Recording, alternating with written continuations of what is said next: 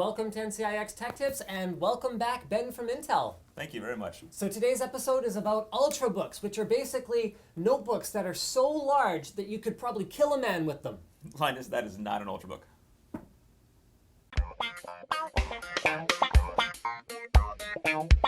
Okay, so to be clear, it's not a heavy notebook to be used as a bludgeoning instrument. It's a thin and light. So then any thin and light is an Ultrabook. No, Ultrabook is a lot more than that. Just because it's thin and light doesn't make it an Ultrabook.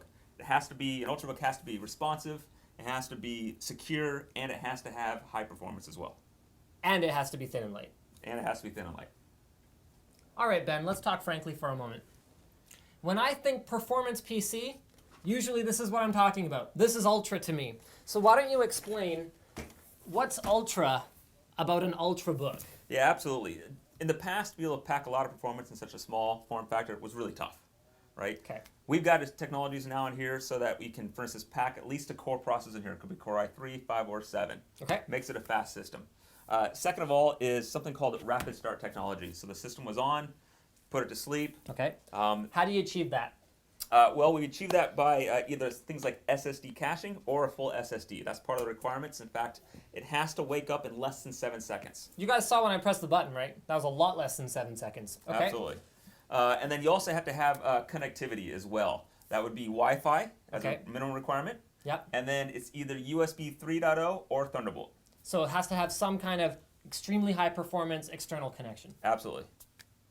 Now, when I first went off to university, I invested in a notebook that was kind of small, but it was thick. And it had, I bought this extended battery that stuck out the bottom like this, and I got about 6 hours of battery life. I was thrilled with that. So I learned, though, portability is fantastic, but without battery life, it's kind of pointless. So what's Intel's requirement for battery life? Yeah, in the form factor, in this very thin profile, at least 5 hours of wireless use.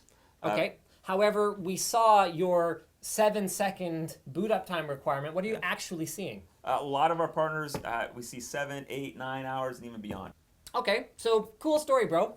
It's small and light. I can carry it around. It's got a great battery life. I can use it all day. However, I think all of our viewers know that anything that's small and light, you carry it around all day, you use it everywhere, the risk of losing it goes like this. So how am I protected with a device like this? Yes, every Ultrabook is required to have security built in. Okay. Identity protection technology keeps you safe while you're online, and anti-theft technology is a technology to lock, track, and trace your Ultrabook in case it's ever lost or stolen. Okay, and is this something you'd be willing to come back and join us on NCIX Tech Tips? Absolutely. Talk about more? Okay, good stuff. Okay, so Intel's doing the certification process. Lots of the big guys do certification processes, like NVIDIA with the way it's meant to be played, or 3D Vision certified, or whatever else. My understanding is there's usually a licensing fee associated, but Intel's not taking any money for the Ultrabook name. So what's in it for Intel?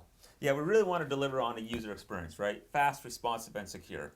At the same time, we still want to provide choice. You're going to see a lot of designs out in the market now or coming out very soon. Convertibles, clamshells, swivels, tablets, a lot of different options, but still delivering on all the brand promise. Now we have something sort of secret here today. This is a reference design. This is not something you can actually buy, but this is an Ultrabook running Windows 8 with a touchscreen that still maintains that Ultrabook required thin and light form factor, which is very cool stuff. So the last thing then is, with so much variety, how do you actually identify an Ultrabook as a shopper?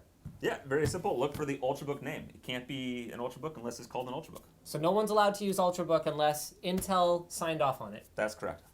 All right. Well, thanks for joining us, guys. And I hope you'll welcome back Ben for those future episodes we promised about the security features that come along with that Ultrabook name.